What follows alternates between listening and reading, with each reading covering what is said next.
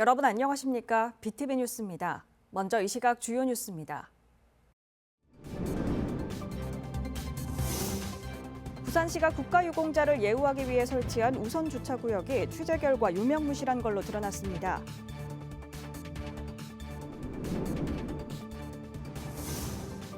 생태하천으로 달라진 사상구 학장천에 최근 야간 경관 조명인 미디어 파사드를 설치해 새로운 볼거리를 더하고 있습니다.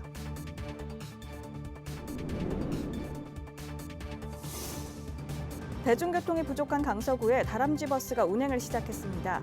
기존 노선보다 배차 시간을 줄였고 버스가 가지 않던 마을까지 운행합니다.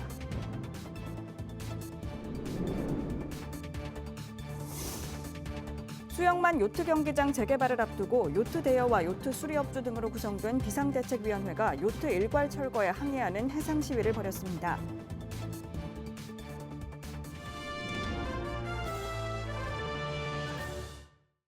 얼마 전 부산시청사 주차 문제에 대해 보도해드렸는데요. 시는 민원인이 이용하기조차 힘든 주차장에 국가유공자를 예우한다는 이유로 우선 주차구역을 설치했습니다. 그런데 취지와 달리 유명무실하게 운영되고 있는 걸로 나타났습니다. 보도에 김석진 기자입니다. 만성적인 주차난을 겪고 있는 부산시청 앞 민원인 주차장입니다.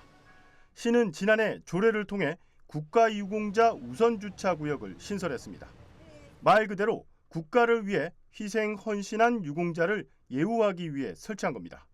그런데 실제 주차된 차량을 보니 국가유공자 표식은 보이지 않습니다. 국가유공자 우선주차구역에 일반 차량의 주차를 막을 수 있는 방법은 없습니다. 조례에는 일반 차량에 주차할 시 이동을 권고할 수 있다고 되어 있기 때문입니다. 장애인 주차구역처럼 법적 강제성이 없는 겁니다. 사실상 임산부 영유아 우선 주차구역 등 가족 배려 주차장과 다를 바 없습니다. 문제는 유공자들조차 이 주차구역을 모르고 있다는 데 있습니다. 그 이제 설명도 없고 나도 들은 게 없으니까. 자체적으로 뭐 공문이라든지 그런 거는 내려온 게 그런 거 없습니까? 없었어요. 시는 지난해 10월 시청사를 시작으로 올 연말까지 공공기관 등 30면 이상 주차장에 최소 한 곳 이상 국가유공자 우선주차구역을 만들 계획입니다. 이렇게 설치 예정인 주차면은 97면. 하지만 시는 지금까지 어디에 어떻게 설치가 되어 있는지조차 모르고 있습니다. 이게 이제 장애인 구역처럼 이렇게 법상으로 의무적인 사항이 아니라다 보니 그리고 다 그 청사나 이런 부분들의 여건이나 환경이 또 조금 다르고 정비 기간이 있어서 지금 한 일단 90여 면을 시작으로 해가지고 저희가 지금 추진해 나가고 있습니다. 국가유공자 우선주차구역은 전국에서 확대 시행되고 있습니다. 최근 한 대형마트도 동참하기로 해 민간으로도 확대되는 양상입니다. 부산시의 적극 행정이 아쉽다는 지적이 나오고 있습니다. BTV 뉴스 김석진입니다. 부산의 대표적 도심 오염 하천 중 하나였던 사상공단의 학장천이 최근 몇 년 사이 완전히 달라진 모습으로 지역 주민들의 휴식 공간이 되고 있습니다.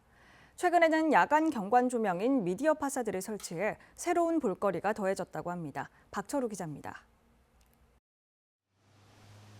다리 위에서 시원한 물줄기가 뿜어져 나옵니다. 사상구 학장천입니다. 그동안 사상공단의 대표 오염하천 중 하나였지만 수년 동안 수질 정화 작업이 이루어지면서 이제는 지역 주민들의 휴식 공간이 되었습니다. 길이 요래 잘 되니까 옆에 이제 풀이 이래 자라시니까 옛날에 우리 시골 그 정치도 나고 그래도 물에 고기도 있네. 그렇게 들어가가 잡고 있습니다. 밤이 되자 180도 달라진 학장천, 화려한 조형물이 불을 밝힙니다. 벽면을 따라 나비가 날아가고 고래도 천천히 헤엄을 칩니다. 빛을 활용한 미디어 파사드로 다양한 미디어 기능을 구현할 수 있습니다. 밤에 보니까 빔이 이제 밤에 보면 이쁘잖아요. 그래서 이게 반짝반짝한 약간 꽃 흩날리는 그런 것도 있고 되게 보는 것도 약간 재밌어요. 사상구는 최근 주학교 일원 사상천 내 친수 공간을 조성하는 사업을 마무리했습니다. 이 노후된 하천 시설물과 산책로를 정비해 미디어 파사드 등 야간 경관을 설치해 새로운 볼거리를 더했습니다. 확장천이 이제 나중에 저 음궁 삼거리까지 완전히 연결해서 여기서부터 쭉 가도록 그렇게 이제 계획이 될 것 같고요. 한편 야간 경관 조명 운영 시간은 오후 7시부터 10시까지 30분 간격으로 10분간 운영됩니다. BTV 뉴스 박철우입니다. 강서구는 각종 개발과 급격한 인구 유입으로 계속해서 덩치가 커지고 있습니다. 하지만 대중교통은 턱없이 부족한데요. 교통 소외 지역을 구석구석 다니는 다람쥐 버스가 운행을 시작했습니다. 장동원 기자입니다. 강서구 지사동에 새로운 버스가 모습을 드러냈습니다. 10,000명이 넘는 인구의 마을버스 배차 시간은 1시간가량. 불편한 대중교통에 민원이 끊이지 않던 곳입니다.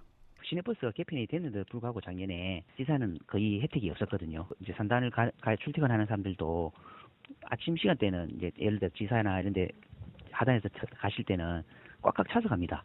이전 노선 자체가. 이곳에 강서구 다람쥐 버스가 10일 첫 운행에 들어갔습니다. 다람쥐 쳇바퀴 돌듯 강서구 소외 지역을 다니게 되는 다람쥐 버스는 모두 4개 노선입니다. 가덕도 생교에서 정거마을을 지나 장항마을을 오가는 강서 1-1번. 놀차도에 하루 2번 오던 버스가 11번으로 늘었습니다. 강서 6-1번은 강서구 남과 북을 잇는 첫 노선입니다. 부산 김해경전철 불암역에서 신우동까지 이어집니다. 강서 7-1번은 지사마을에서 경마공원과 대사역을 지나 강서구청까지, 강서 12-1번은 지사마을과 하단을 왕복합니다. 대부분이 기존 50분에서 1시간이던 배차 시간이 30-40분으로 줄었고 버스가 가지 않던 구석구석을 정차합니다. 정류장이 거의 한 50개 정도 됩니다. 되는데 여태까지 다른 노선이 가지 않는 노선에 이 차가 투입이 되고 또 좀 주민들의 편리를 위해서 강서구는 지난해부터 진행한 대중교통 개편 용역을 통해 이번 4개 노선을 신설했고 부산시로부터 한정면허를 부여받아 21인승 버스 10대, 기사 24명을 투입했습니다. 이와 함께 강서구는 다음 달 마을버스 종합 개편을 추진해 기존 마을버스 노선의 효율을 더욱 높인다는 계획입니다. BTV 뉴스 장동원입니다. 수영만 요트 경기장 재개발을 앞두고 계류 중인 요트 500여 척이 당장 내쫓길 처지에 놓였다는 보도에 썼는데요. 요트 대여와 요트 수리업주 등으로 구성된 비상대책위원회가 요트 일괄 철거에 항의하는 해상 시위를 벌였습니다. 김윤정 기자의 보도입니다. 최근 부산시로부터 퇴거 통보를 받은 요트 50여 척이 경적을 울리기 시작합니다.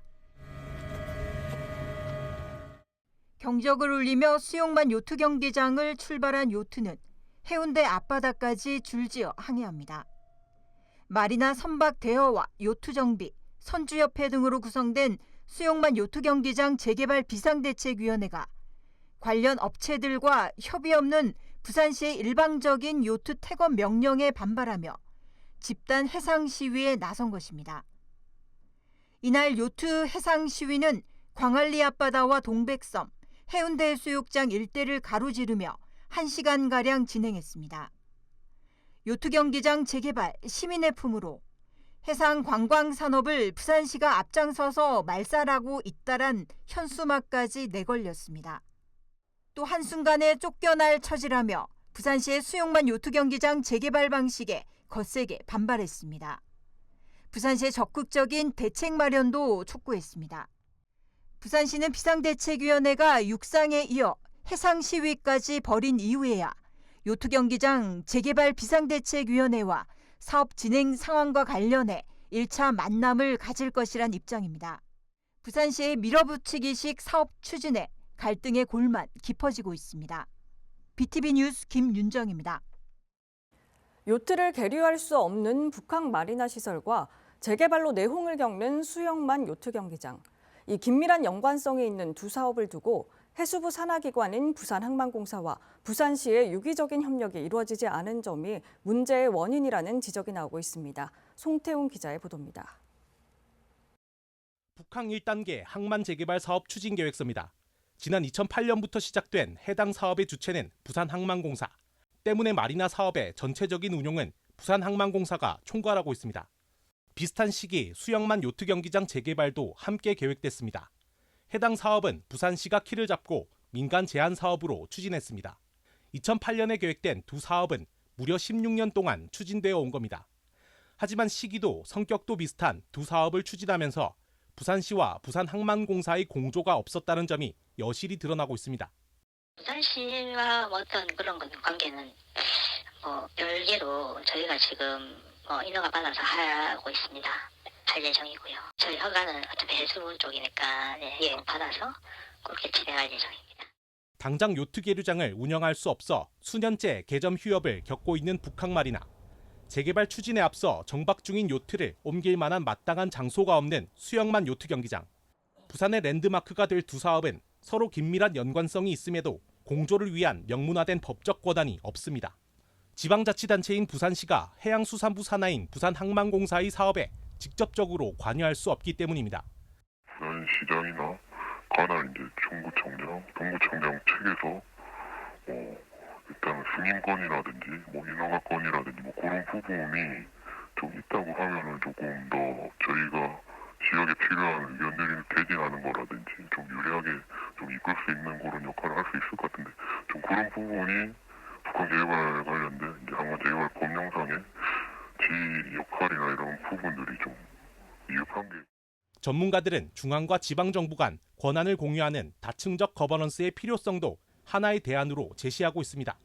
특히 중앙정부는 해양수산부를 통해서 해양수산부 산하의 특별지방행정기관들을 통해서 독점적인 권한을 유지하면서 지방자치단체에는 벽을 쌓아버리는 이런 방식으로 행정을 하게 되면 저는 이 지금 북항 재개발이나 다양한 종류의 항만 BPA 부산항만공사와 관련된 어떤 많은 문제들을 결코 부산시가 제대로 된 협조를 얻어가면서 저는 문제를 해결할 수 있는 방법은 거의 제로에 가깝다 그렇게 봅니다. 지역 특성을 고려하지 않은 설계로 문제의 시발점이 된 북항마리나. 결국 행정의 엇박자가 불러온 일련의 문제는 지역 경제를 지탱하는 한 산업을 존망의 기로에 서게 했습니다. HCN 뉴스 송태웅입니다.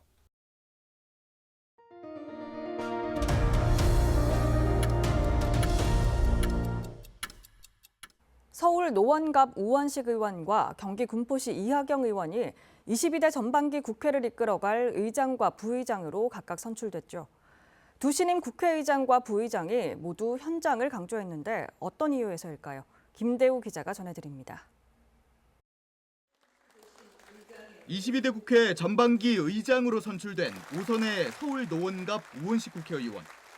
당선 소감에서 힘주어 말한 것 가운데 하나가 바로 현장이었습니다. 국민의 목소리를 잘 들으려면 현장에 밀착해야 합니다. 민심은 국민의 삶의 현장에 있습니다. 현장은 그때그때 달라지는 이벤트가 아닙니다. 정부가 듣는 민심과 국회가 듣는 민심이 그것이 다를 수 없습니다. 동료 의원들에겐 민심 속, 다시 말해 국민 삶의 현장으로 가자고 당부했습니다.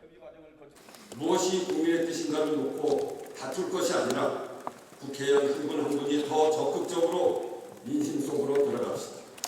갈등의 해법도 국회가 할 일도 현장에 답이 있습니다. 어떤 형태든 300명 국회의원 한 분 한 분이 모두 정기적이고 상시적인 민심 청취 수단을 갖고 있다면 우리 국회도 크게 달라질 것이라 확신합니다. 이하경 부의장 역시 현장을 강조했습니다. 자신부터 현장을 찾겠다고 했습니다. 비정규직 노동자와 소상공인의 삶이 갈수록 힘들어지고 있고 청년들은 미래에 대한 희망과 기대를 갖고 있습니다. 우리 사회가 직면하고 있는 과제들을 해결하기 위해서는 국회가 보다 적극적인 활동을 통해서 현장의 목소리를 입법에 반영해야 하겠습니다. 한편 우원식 의장, 당선 소감에서 정부에게 요구한 것도 있었습니다. 제2요구권에 대해서인데 신중하라고 했습니다. 국회가 의결한 법률이 헌법에 위반하거나 대통령의 헌법적 책무를 제약하는 등의 사유가 아니라면 제2요구권 행사는 신중해야 합니다. BTV 뉴스 김대웅입니다. 부산시가 개발 제한 구역 그린벨트 34제곱킬로미터 해제를 추진하고 있습니다. 낙동강변 제2에코델타시티 부지를 포함해 해운대 53사단 일대인데요. 시는 이곳에 첨단 산업단지 등을 조성할 계획인데 환경단체는 즉각 반대하고 나섰습니다. 장동원 기자입니다. 지난 2월 정부의 비수도권 개발 제한구역 규제 혁신 방침에 따라 부산시는 그린벨트로 묶여있는 34제곱킬로미터를 해제해달라며 국토부에 신청했습니다. 해당 지역은 제2에코델타시티 조성이 추진되는 강서구 강동동 일대 10.4제곱킬로미터와 동부가 물류 플랫폼 조성 사업을 위한 강서구 죽동동과 복림동, 화전동 일원 16제곱킬로미터, 스마트팜과 주거단지가 조성될 맥도와 해운대 53사단 7.7제곱킬로미터입니다. 시는 이곳에 첨단 산업단지를 조성하고 국내외 기업을 유치한다는 방침입니다. 환경단체는 반대하고 나섰습니다. 이상기후로 식량 위기가 우려되는 상황에서 기내 평해를 훼손하려 든다며 그린벨트 해제 계획을 철회하라고 밝혔습니다. 여기 많은 우리 생존을 위해 지켜야 한다며 남겨둔 그린벨트와 문화재 보호구역의 겨우 남은 마지막 자연을 파괴하는 일까지 서슴지 않고 있습니다. 또 대저대교와 엄궁대교, 장락대교 건설로 멸종 위기종이 위협받고 있다며 목소리를 높였습니다. 멸종 위기종을 지켜야 할 환경부가 엉터리 환경영향평가를 통과시켜 교량 건설로 멸종 위기종의 서식지를 훼손하고 그 저감 방안을 가지고도 또 멸종 위기종 서식지를 파괴하는 어처구니 없는 일이 벌어지고 있습니다. 이들은 난개발 중단을 촉구하며 시민 10만 명 서명 운동에 들어간다고 밝혔습니다. 한편 그린벨트 해제 여부는 국토연구원 검토와 중앙도시계획위원회 심의 등을 거쳐 12월 결정될 예정입니다. BTV 뉴스 장동원입니다. 부산시의회 제321회 정례회가 지난 4일 개회했습니다. 이번 회기에선 조래한 시민은 물론 부산시 1차 추가 경정 예산안도 심의하는데요. 1차 본회의에서 2030 부산 세계박람회 유치 실패에 대한 행정사무조사를 해야 한다는 목소리도 나와 눈길을 끌었습니다. 자세한 소식 김석진 기자가 보도합니다. 2030 부산 세계박람회 유치 실패에 대한 행정사무조사 요구는 5분 자유 발언에서 나왔습니다. 발언자는 지난 총선에서 보궐선거로 입성한 더불어민주당 전원석 의원입니다.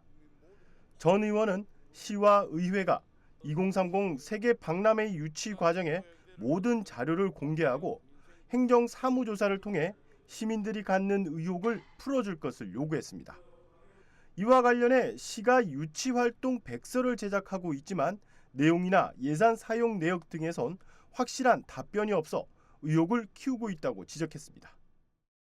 투표 당일 결과 발표 직전까지도 2차 투표에서 대역전극을 벌일 수 있다는 그 믿음과 확신은 어디서 기인했는지, 박람회 유치 관련 홍보비를 221억 4,500만 원이나 사용하고도 왜 1억 2,200만 원의 세부 자료만 제출하고 나머지는 어떤 이유에서 공개하지 않는지 등 전 의원은 시의회에서 자발적으로 조사하지 않을 경우 국회 국정조사를 요구하겠다고도 밝혔습니다.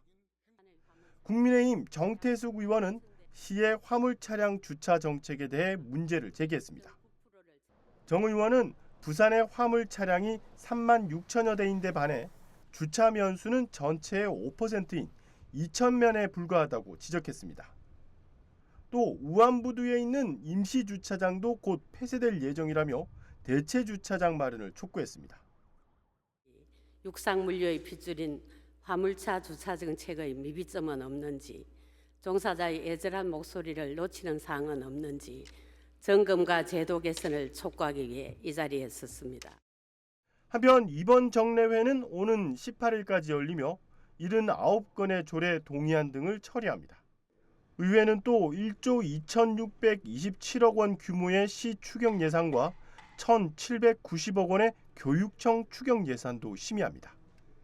BTV 뉴스 김석진입니다.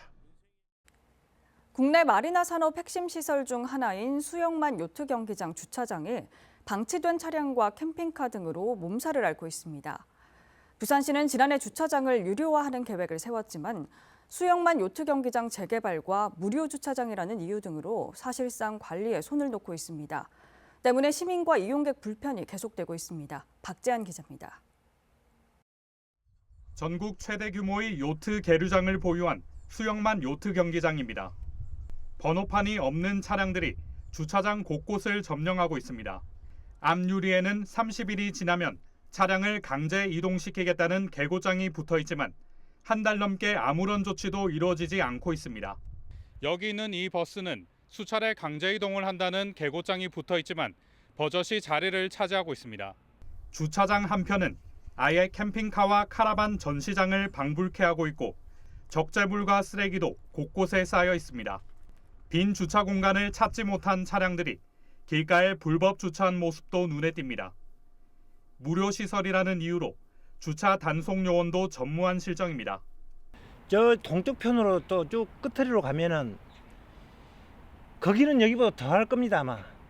밖에 주차를 한 10년 된 차도 있고 관광도시도 관광도시지만은 요트 경기장만 기준을 잡아가지고는 여기가 과연 손님을 칠 수 있는 곳인가 싶기도 하고 지금 이 배를 타러 오는 관광객도 있는데 첫째 입구서부터 너무 낙후돼 가지고 여기서 개발하려 하다가 개발이 지연되는 바람에 그렇게 차들이 캠핑카라든가 뭐 방치하는 차량이라든가 갖다 놓고 또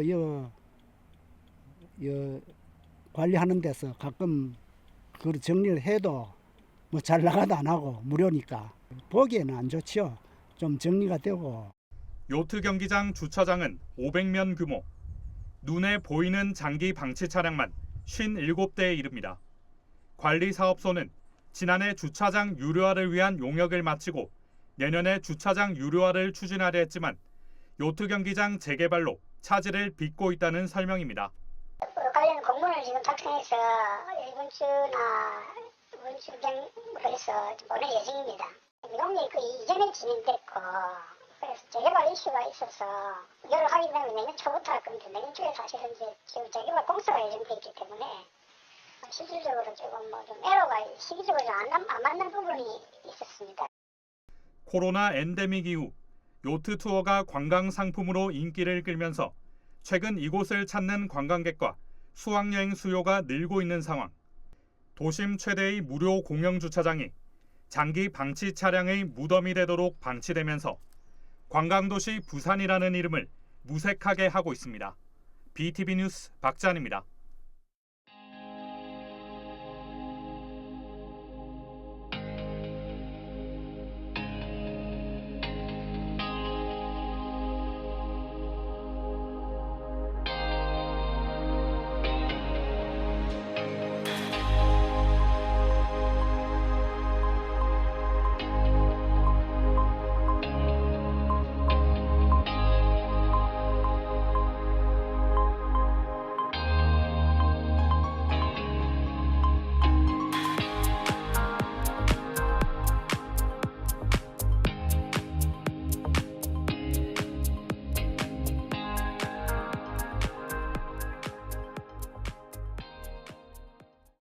BTV 뉴스 마칩니다. 시청자에게 힘이 되는 뉴스로 다시 찾아뵙겠습니다. 고맙습니다.